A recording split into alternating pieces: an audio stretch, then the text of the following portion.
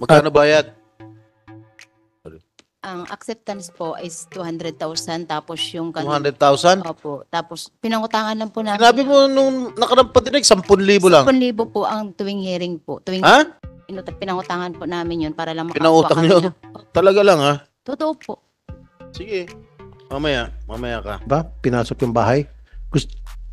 Yeah, pero you have the right to ask questions against Senator Tulfo. Pinag-usapan niya kayo na. Dodong, yung tungkol sa binaril ka sa bahay. Pero bago niyan po sana, gusto ko lang malaman ang background nitong dalawa. Meron ba silang connection? May mga kamag-anak ba kayo sa PNP, military? Wala? Wala po, Your Honor. So bakit ang dami yung abogado? Wala po, Your Honor. Wala. Hindi, ang dami yung abogado. Bakit nakaka-afford kayo ng napakaraming abogado? Ay, mga kababayan po namin yung iba, Your Honor. Libre. Hindi po, may bayad po. Ang aming, may bayad din po. Okay. Magkano bayad?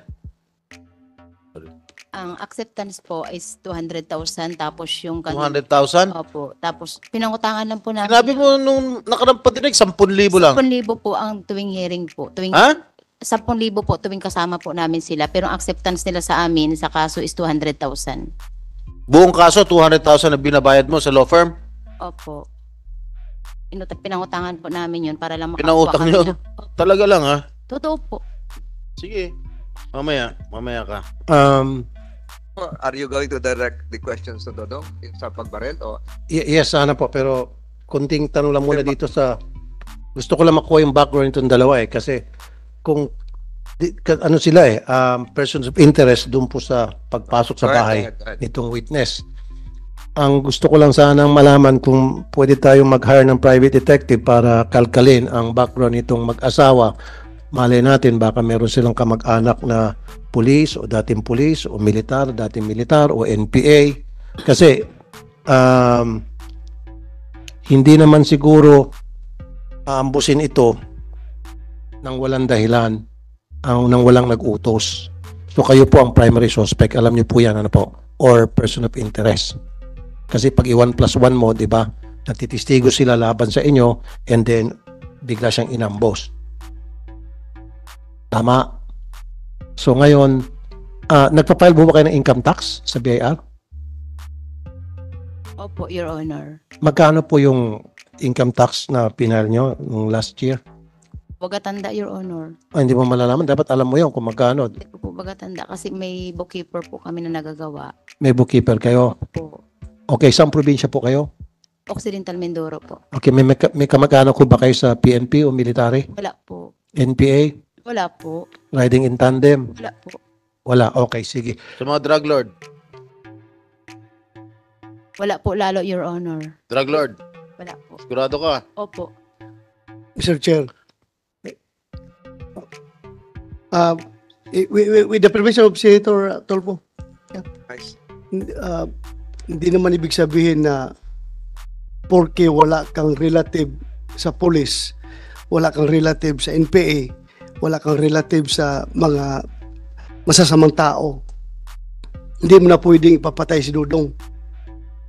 It doesn't follow always. Kung makabayad ka ng abogado na 100,000 sa probinsya, ang buhay ng ordinaryong tao nasa mga 10,000, 20,000 lang, patay ka na kung mag-hire ka ng hard killer. Kaya nga sabi ko, ang naiisip natin na napakamura ang buhay sa probinsya. Madali ka mamatay anytime. Lalong-lalo na pag mayaman yung kalaban mo. Ikaw ay isang ordinaryong tao lang. Kaya with the permission of Senator Tulfo sana, tanungin ko sana itong... Mr. Chair, pwede mabilis lang. Kaya ako nasabi yan, Mr. Chair, dahil sa experience ko, maraming beses na nagreklamo sa akin na sinasaktan ang isang ordinaryong mamamayan kahit na walang pera yung suspect dahil may mga kamag-anak na sa PNP, pasensya na sa PNP, pasintabi, may kamag-anak sa military. Marami ako na-enkwentro ganong kaso. Kaya nga yun ang tanong ko at kung napansin nyo, tinatanong ko din kanyang income tax. Kasi maaari nga wala siyang kamag-anak sa PNP o sa military na pwede niyang utusan, hinga ng pabor, gumastos siya ng pera. So yun eh. Kaya dalawa yung tanong ko eh. Di ba?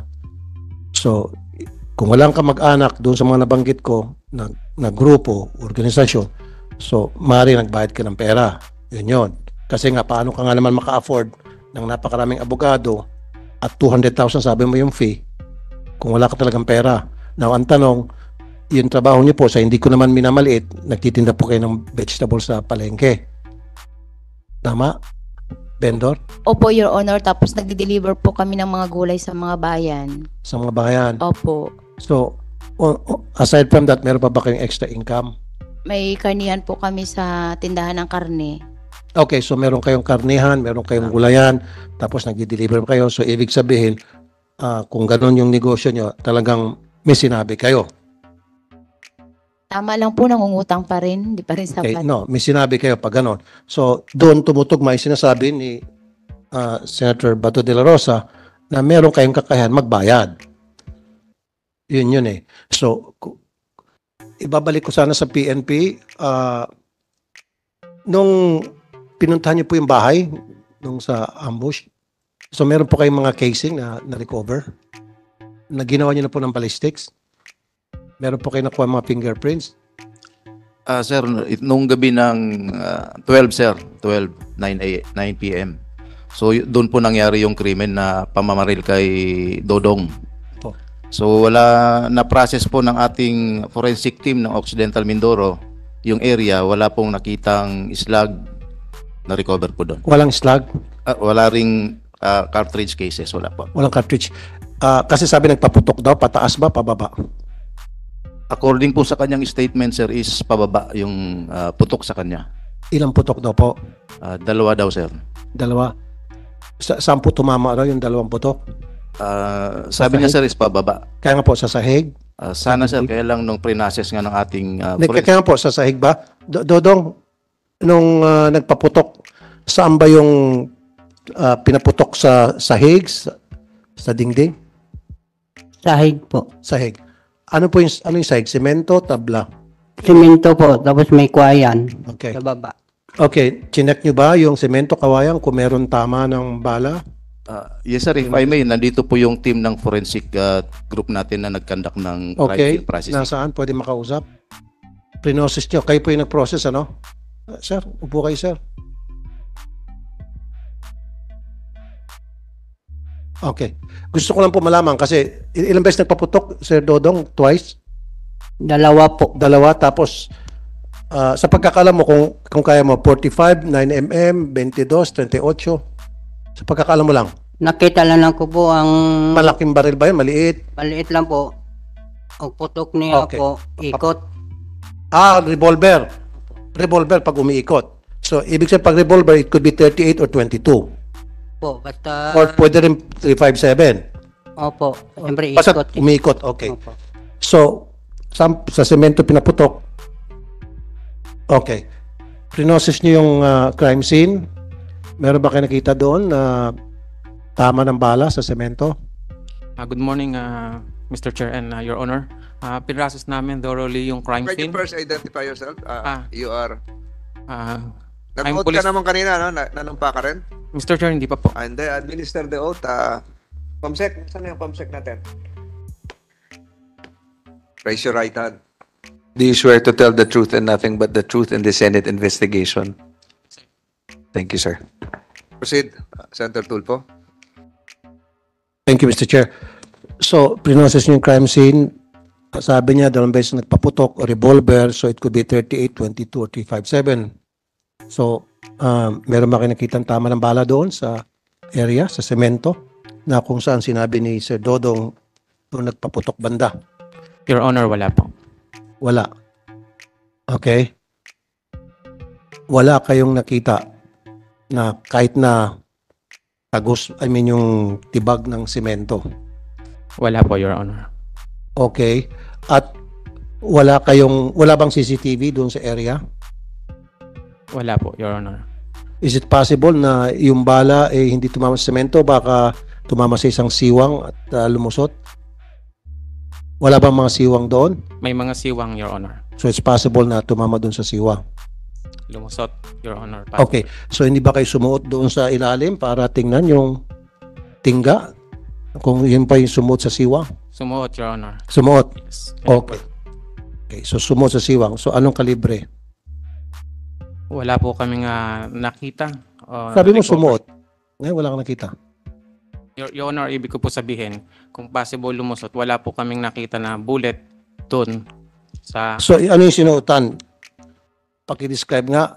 Your Honor, yung condition po ng wall nun ay palitan po siya na bamboo, then space, then bamboo. Kaya nga. So doon sa may space maaaring tumagos yung tingga. Tama. Yung likod po nun, Your Honor, ay rice field na. Kaya nga, kahit na, hindi, sa ilalim kasi, di ba? Sahig, sabi mo, semento, bamboo, space, bamboo, semento, space. So, ibig sabihin, hindi nyo ba tinignan dun sa ilalim? The reason why I ask you this, para kung ma-recover nyo yung tingga, pwede nyo pagdating sa forensic na examination, pwede nyo ma-match yun sa mga baril na later on pag na-recover. You follow me? Yes, So, Your ba't Honor. hindi nyo ginawa? Chinek namin, Your Honor. Chinek, wala kayo nakita Wala talaga. po, Your Honor. Totally, thoroughly. Yes, Your Honor. Is that a possibility na sinabi nung victim na pinaputukan siya and then hindi niya nakita yung tingga, hindi niya na-recover? And why is that? Wala. Yung crime scene processing namin, sir, pinrasos namin with effort and thoroughly, wala talaga. Ano ba ginagamit nyo na mata lang? Yes, Your Honor. Wala ba kayo yung device na para ma-check o matuntun yung isang tingga? Wala, Your Honor. Yung metal detector ba yun? Wala, Your Honor. Yung metal detector ba nakaka-detect ng tingga? Possible, Your Honor. So, wala kayong ganon? Wala, Your Honor. Well, then, therefore, dapat you start procuring or securing that kind of device para next time, hindi kayo pupunta dito sa amin sa investigation, sabihin nyo, wala kami nakita, palaging wala. Para ang pinapalabas nyo, sinungaling yung victim. Diba? So, it's time for you to secure that. Tama. Now, babalik po ako doon kay Sir Dodong. Dodong, paki-on yung mic. Apo. Pumasok po yung riding in, ilang suspect po na nakabonet? Nakabunit po. Ilan sila? Isa lang po na pamasok. Tapos, meron pang nasa labas? Opo, galing sa labas. Chip ang pinto. Okay. Nagulat ako. Mhm. Nagtanong naman siya po, dito ka pala nakatira eh. Mhm. Sabi hindi tahimik ako. Mhm. Hindi, sabi niya, dito pa lang ka nakatira eh. Na, kuwan ko, tahimik ko. Iikot ko sa bahay. Sabi niya, hindi, mamaya, balik naman siya uli. Iikot na ng bahay uli. Sabi sa, kuwan. So, ibig sabihin, hindi siya mapakali? Labas, pasok, ikot siya, pasok, ikot. Oh, Bakit ikot. niya ginagawa yun? Naghahanap ba siya ng baka meron kang kasama sa loob ng bahay? O hindi na siya mapakali? Sa tingin mo, bakit? Wala po, ako lang isa sa bahay eh. Okay. So, labas siya, ikot siya ulit, tapos, Ikot siya, takbo na ako. Sa palayan. okay.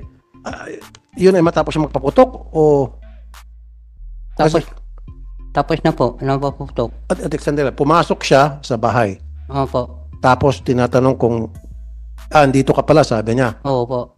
Pagkatapos, Tapos, paputok siya. paputok sa labas po, sa may bomba po.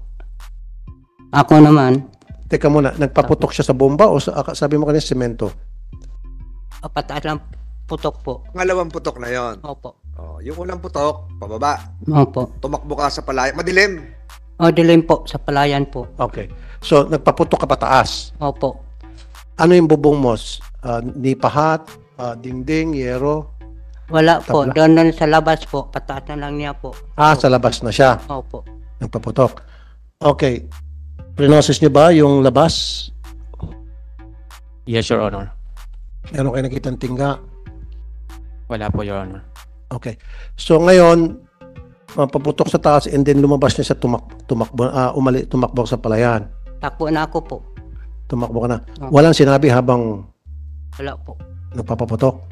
Takbo na lang ako po. Takot ako eh. Okay. Pagkatapos nung makatakbo kayo, hindi kayo hinabol? Hindi po. Okay. Pagkatapos nun, saan ka dumiretso? Doon sa kuan po. Sa Tinangra po. Okay. Yan, ano yan? Tinangra po. Yung bahay mo ba, meron bang ibang mga tao doon na kapitbahay? Layo naman ang mga bahay doon po eh. Kasi secluded. Opo.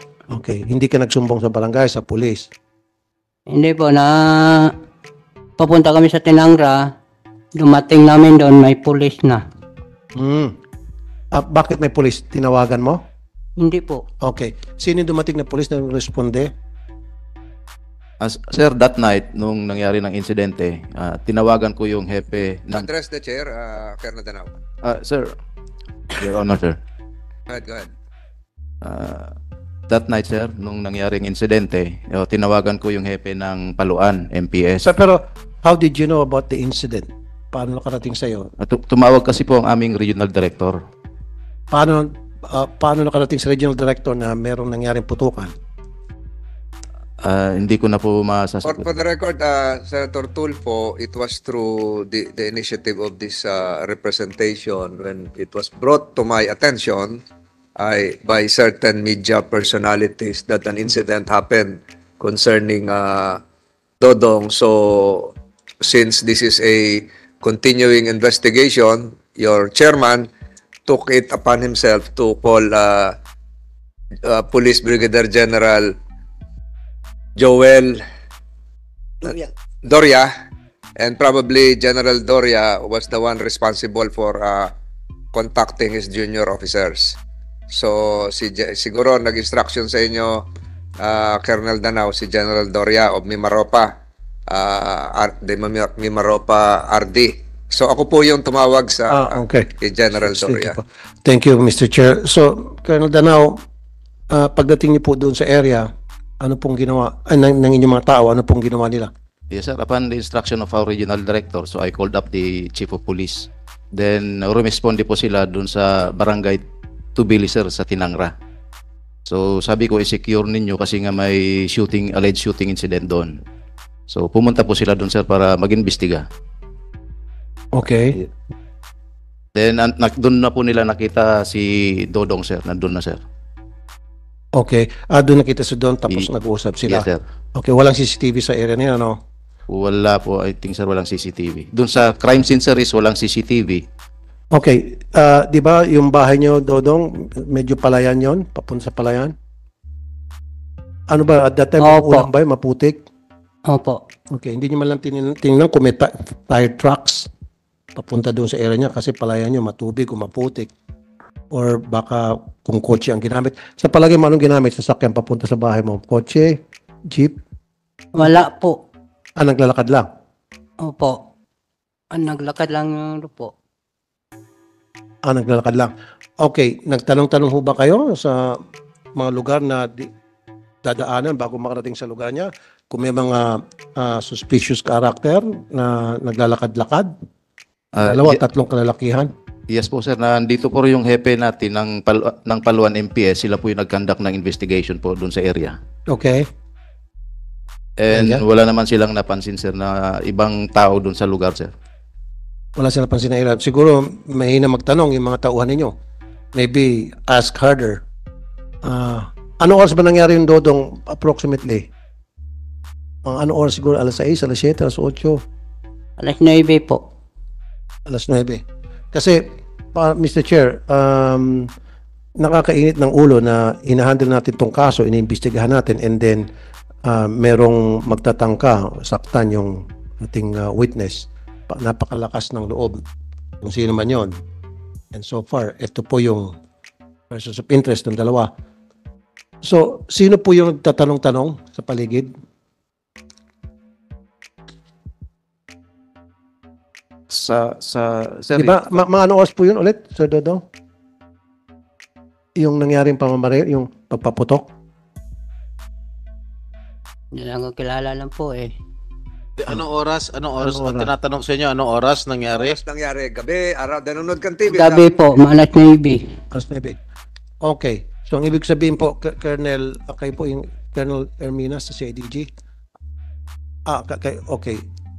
Mr. Chair, with the permission of Senator Tulfo, baka pwede natin paupuin yung hepe na nag-responde mismo sa ground pagdating nung yung chief of police, di ba, nandun ka? Ikaw pumunta doon? Umupo ka dyan para matanong ka rin? Kasi, Mr. Chair, You identify yourself, sir? Chief of Police of